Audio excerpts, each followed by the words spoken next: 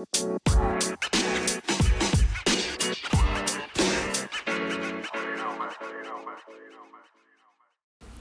right, guys, welcome back. Welcome back to the podcast. Welcome back to Gaming Compute. Here on this podcast, we talk about finance, side hustles, money, kind of economic news a little bit. There's a whole ton going on. The more you pay attention.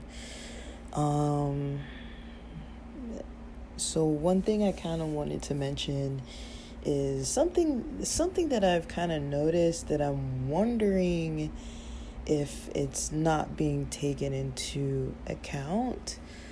So economists are talking often about two things, right? They talk about the unemployment rate, that the unemployment rate isn't as,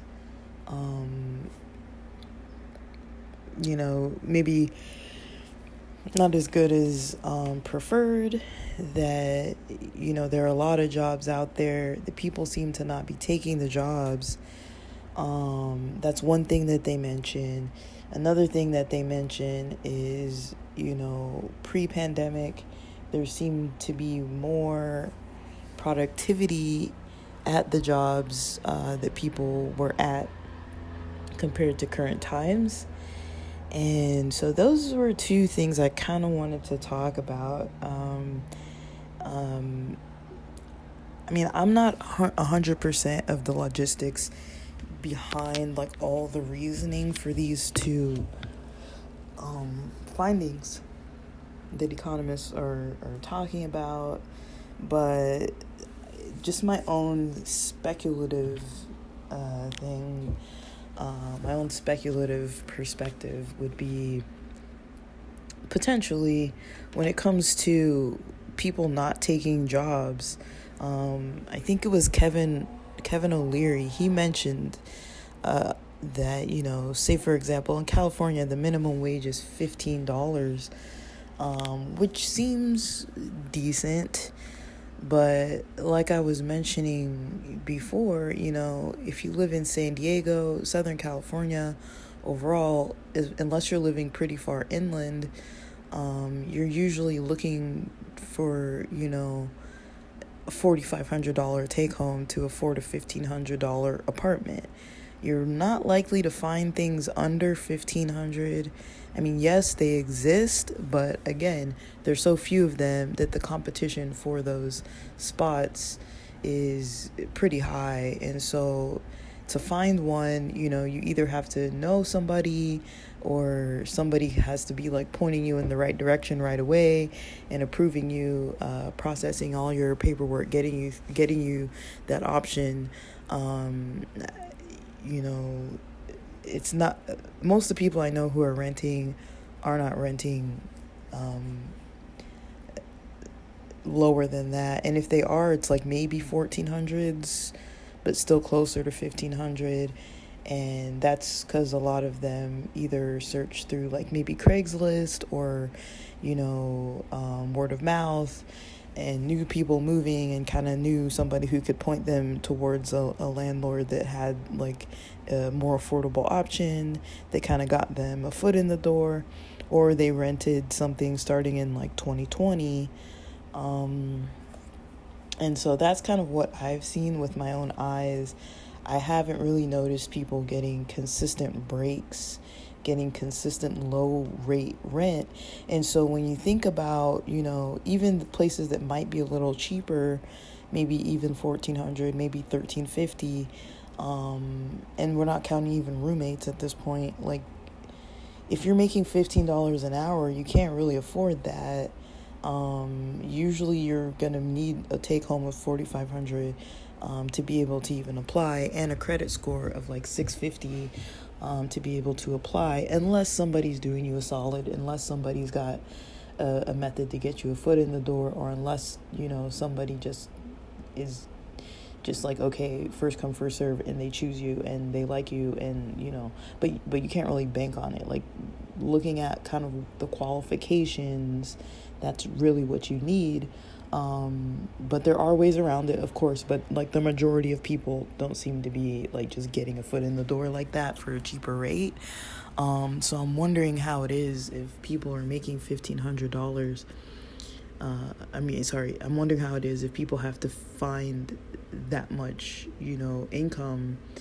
Why would they choose a job where you're working a 40-hour work week for $15 an hour? You're not even affording, what you need to afford. That's only rent. That doesn't count food, transportation. That doesn't usually even count utilities and like internet. Like those are in addition to what you're already paying. If you have like a pet fees, parking, if you have to pay parking for a parking garage.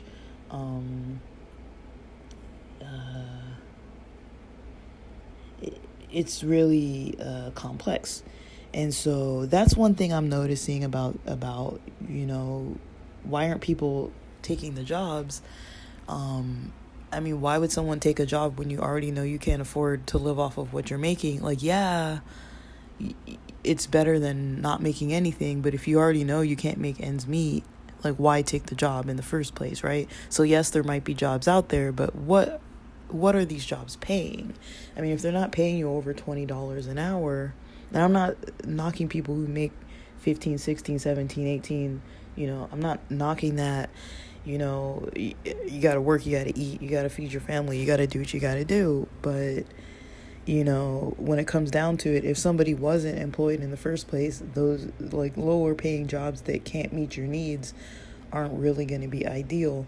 And not to count that, you're spending money on gas a lot of times if you're not working remotely, because the majority of jobs aren't remote work. So you still have to get to and from work. Like, you're still spending a little bit just to get to and from work every day, and that adds up. Like, I calculated before at my previous job where I was living, it would cost me about, if I took that job back and lived in the same place I was living, it would be costing me about a gallon a day, so about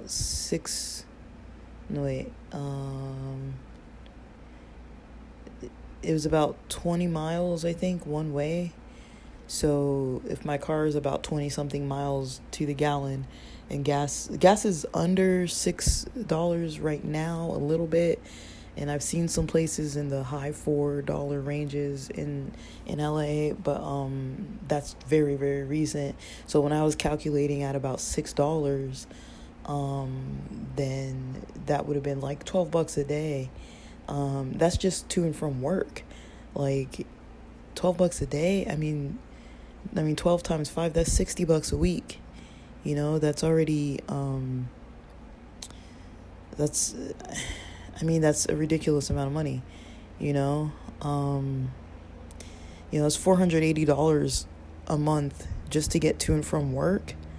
Mind you, I have an old car, an ancient old car, and the gas mileage isn't wonderful, but I'm pretty sure I'm not the only one, and so that's kind of like what the estimate looks like just for gas. That doesn't count that, like, maybe you forget your lunch on occasion. Some people buy lunch out when they go to work. I was more of the bring food to work type of person, but sometimes you want something a little special, and then other times maybe right after work you're not going just to and from work. Like, you might go to the gym, you might run errands because you're already out. That's what I used to do. Before I was working remotely, I would run errands because I'm already out. So, and everything, was on my way because I was driving from pretty much near the border all the way to like central San Diego. So I would pretty much pass everything I needed as far as like the gym, shopping for groceries, gasoline, stop at the gas station, maybe get a car wash. I wasn't doing that every single day, but like errands throughout the week, and that's a lot of money, extra added. So you're already paying over $480 in gas a month, just because you have to drive to and from work 5 times a week. So that was one thing I was wondering if they're taking into account, that, people can't afford to be making minimum wage. So why would they take the job in the first place? you know, like maybe, I'm not sure, but maybe people are working like Uber, Instacart. Maybe they're working other types of jobs where it's not showing on the major job markets. But that was one thing that I was just wondering about. The second thing I was wondering about when it comes to, them saying that the productivity isn't very good.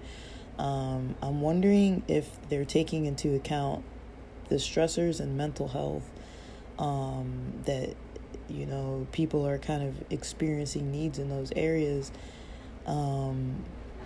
Like I know for myself, when I'm stressed out, when I'm overwhelmed, when I'm not sleeping good, when I wake up with anxiety, when I'm kind of depressed and just kind of in a low mood, I'm not going to be like, super, productive. My brain's working slower. I'm less focused. I'm really foggy. It's kind of hard to get going. And like I said before, I utilize therapy services. I have access to those services. I know how to get to them and use them. I know how to, manage, lifestyle balance and notice when things are out of control. I'm not saying I'm better than anybody else at all by any means, but some people don't really know how to like balance all that kind of stuff. They just kind of plow through. And so if you're thinking about a lot of people in society just kind of having that plow through attitude, they're burning out at work, they're not really making ends meet for themselves and their families, they're having all these financial issues, and they're saying, are people really working an 8-hour workday? Because the productivity is looking a lot lower than that. Even if people are working an 8-hour workday, the productivity may look lower if people are more foggy, more depressed, more anxious, more fatigued, more stressed. Just the productivity is not going to be as good because people aren't like happy and chipper and just like rushing through, rushing around, doing their job really quickly and like efficiently. It kind of takes away from that. And so I'm wondering if they're taking these types of things into account. I mean, on the surface, it's like, yeah, it looks like people aren't going back to work or like people aren't fully working or the productivity has slowed. But the reasons why, are not really too clear. I can just notice from the people that I talk to on a regular basis and the situations we have coming up more and more. Homelessness and risk of homelessness is a huge issue right now. People having to move from one place to one place to another place to another place just to get something affordable. And also non-ideal living conditions, people having to room with people where they don't want to room with others, and it's like, I think the majority of us don't really prefer roommates. Honestly, a lot of people like their privacy, their freedom, their space. And for someone who maybe previously was able to afford that and now has to consider, roommates or has to consider, increasing their,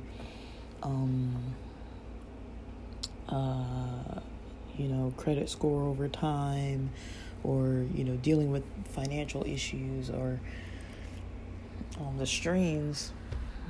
I mean, I'm wondering like what they're accounting for in these in the research. I mean, it might seem one way, but I'm wondering if they're kind of looking into why. Because I kind of am starting to believe, just my own speculation. I mean, I'm not doing any like deep research on this. It's kind of more like, I'm just talking to people all day and I'm kind of noticing a theme that it's like, well, people can't really afford this. Like, I have some clients that work multiple jobs. I have clients working like for minimum wage at 3 jobs, and they're getting screwed in taxes. They're not really getting benefits. And if they do get benefits, if they do start making a certain amount of money and then, they'll lose their Medi-Cal, and then they can't afford to pay out of pocket for services that they need, like mental health, physical health, medications, employment support, homelessness, homeless navigation support. they can't afford they can't get those free services anymore. So it's kind of like, well, what's the point in having a job where you make too much money that now you don't qualify for the support anymore, and now you have to pay out of pocket for that? Or if you were getting like free transportation options, for example, for like a reduced rate bus vouchers and things like that, and then now your doctor won't sign off on it, and now you don't get that anymore, and you have to pay instead, for Uber or bus, the full bus fare, or you might have to dish out for a car and then start paying all that, as well as car repairs, car maintenance, gasoline. Like it adds up. And so I'm not really sure what it is that's exactly happening. But the numbers just don't add up. Even those of us who have, consistent work that might be stable income, a lot of us don't make the amount that we need to be making. Like, I was joking with my friends before, and I was like, if I do move, because they're just like, why don't you just move, And I'm like, dude, guys, if I do move and get an apartment, you guys aren't going to see me that much because, it's expensive, and I'm not going to have money to be just like going out all the time and stuff like that, unless my job really starts paying a lot. And I do contribute a lot to taxes, to savings, to, taxes, savings, all kinds of things. And so I don't know. I don't really know specifically what's like really expected. Because people, I think, are really reserved to get involved in something that's not really gonna benefit their future. Nobody wants to feel stuck anymore. It's been a rough more than a couple years at this point. I don't think people are trying to like get into jobs where there's no forward movement, where you're not getting benefits, where you're not, when you're just working for a paycheck, a lot of people aren't really trying to get into those jobs. Especially if at the end of the day, all the work, you still can't even really pay your bills and you're still in debt. It's like, maybe you're a little far along towards it, but I feel like there might be other money out there that people are getting access to because they don't have employment that might be more beneficial for people right now. And I don't really know, like, there's nothing I can specifically think of. I know how it looked when people were getting unemployment, and a lot of people were getting more unemployment than what they would get originally as a paycheck. But a lot of those people were kind of forced to get back into the workforce, and maybe a lot of them didn't. Maybe a lot of them still get unemployment. I don't really know. Like, it seems like something happened, and I don't really know what it is, but that might be one of the reasons why people aren't really jumping on these jobs. Like, for me, considering like a job change, like, I've got to be making more money. I've got to be making the amount that I need to be making. I wouldn't really be willing to take something less, because what would be the point of taking something less? I'm not going to get paid less than I'm already getting paid, and I'm not going to be getting paid less than what I need to minimally live.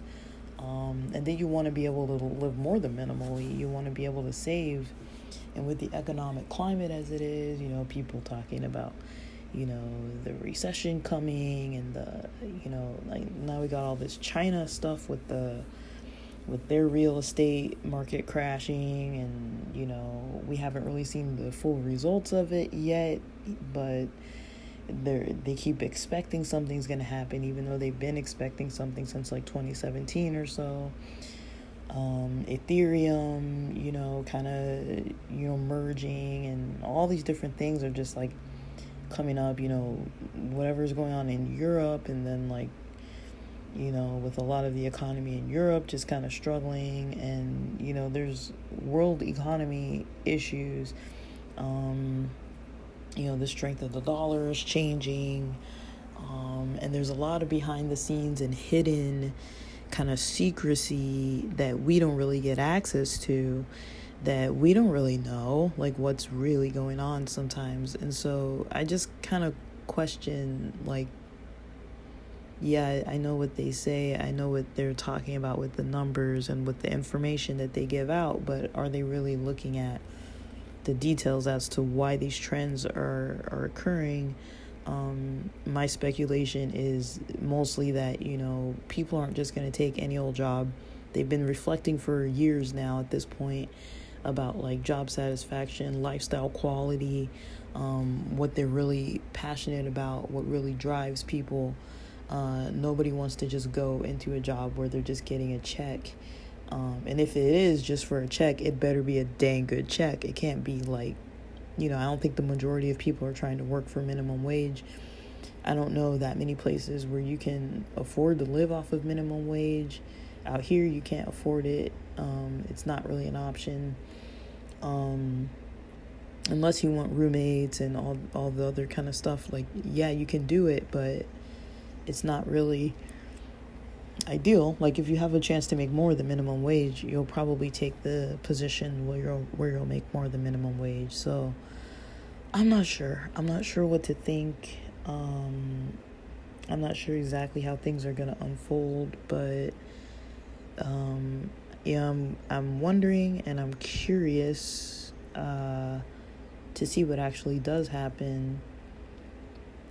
So much is changing so often that it's just like, I don't even know. Like, every time I turn on something, with some updates, it's just so much information. So, yeah, I hope this is kind of helpful. There are jobs out there that pay well. I mean, whether or not they're secure, that's going to be another, point that people are going to want to take into account. You don't want to get screwed by going into a job that you either hate or isn't good or isn't a good fit or you just don't like it. It's really kind of hard. But that's pretty much all I have to say with this topic. And all right, until next time, thanks for listening.